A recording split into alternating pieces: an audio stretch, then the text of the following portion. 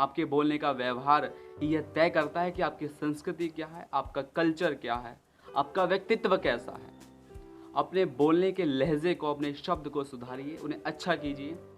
नमस्कार, मैं इंदर स्वागत करता हूं आप सभी का अपने YouTube चैनल इंदर दिवाकर में। दोस्तों, आज की कहानी है 3 दोस्तों की, राम, श्याम और घनश्याम की। दोस्तों, ये तीनों दोस्त कभी भी कोई भी काम करने की कोशिश करते हैं, शुरुआत करते हैं तो हमेशा उसमें असफल हो जाते हैं। कोई बिजनेस खड़ा करने की कोशिश करते हैं तो उसमें हर बार असफल हो जाते हैं।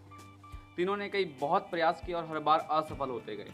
तीनों ने योजना बनाई कि क्यों ना किसी की सहायता ली जाए, किसी साधु संत के पास जाया जाए, वो हमें कुछ उपाय बताएंगे इसका। वो तीनों एक साधु के पास गए, उस साधु से कहा कि गुरु महाराज, हमारी ये समस्या है, इसका कुछ उपाय बताइए।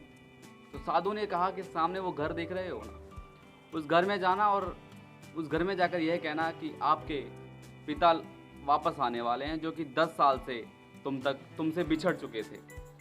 उन्होंने कहा ठीक है, और ध्यान रहे मुझे ये बात, उनका क्या जवाब मिला, उन्होंने किस तरह आपका स्वागत किया, इस बात का आपने मुझे 3 महीने बाद आके बताना है कि उन्होंने क्या कहा। और तीनों ने अपने अपने अंदाज में बताना है, अपने अपने तरीके से बताना है और एक एक करके जाना है। उन्होंने कहा ठीक है। समय बीत गया। 6 महीने बाद राम लौट कर आया और राम ने कहा कि महाराज, वो तो बहुत ख़राब लोग हैं, वो तो बहुत मारते हैं, मेरा तो हाथ तोड़ दिया, 6 महीने तक ठीक नहीं हुआ, अभी हॉस्पिटल जैसी छुट्टी मिली मैं आपके पास आ गया। तो गुरु महाराज ने कहा कि ऐसा क्या किया कि तुमने उनसे ऐसा क्या कहा कि उन्होंने तुम्हारा ये हाल कर दिया। तो उस बंदे ने, उस राम ने कहा कि महाराज, मैंने वहाँ जाकर ये कहा कि तो मेरी माँ का खसम आने वाला है, तो उन्होंने मुझे बहुत मारा। उन्होंने कहा कोई बात नहीं, जाओ। कुछ समय बाद, 1-2 महीने बाद श्याम वापस आया और श्याम ने कहा कि महाराज, वो तो बहुत ही निर्दयी लोग हैं, बहुत मारते हैं, आपने कहाँ भेज दिया हमें। उन्होंने कहा महाराज, उन्होंने मेरे को इतना मारा कि मैं हाथ पैर टूट चुके थे, एडमिट था, जैसे ही छुट्टी मिली आपके पास आ गया। तो उन्होंने कहा कि तुमने वहाँ जाकर क्या कहा। तो उन्होंने कहा कि मैंने कहा कि मैंने उनको कहा, उनका लड़का बाहर आया, उस लड़के से कहा कि तेरी माँ का यार आने वाला है, तो इसलिए उन्होंने मुझे बहुत मारा। अब तीसरा 12 महीने बाद आया। सोच सकते हो उसके साथ क्या हुआ होगा, जो कि उसे 12 महीने लग गए, उसे 12 महीने लौटने में लग गए। दोस्तों, वो 12 महीने बाद लौट कर आया, उसकी दशा क्या थी सोच सकते हो। वो बिल्कुल स्वस्थ था और पहले से बहुत ही तंदुरुस्त था। तो उस गुरु महाराज ने कहा कि तुम आ गए, बिल्कुल स्वस्थ हो, ऐसा क्या किया उन्होंने तुम्हारे साथ कि तुम बिल्कुल स्वस्थ हो, और ऐसा तुमने क्या कहा उनसे कि तुम बिल्कुल ठीक ठाक हो। तो उस बंदे ने वो जवाब दिया। घनश्याम ने कहा कि महाराज, जब मैं उनके घर गया तो सभी वो दुखी तो थे ही। मैंने उनसे कहा कि तुम्हारी वो उम्मीद जो ख़त्म होती जा रही है, उसे जगा लो।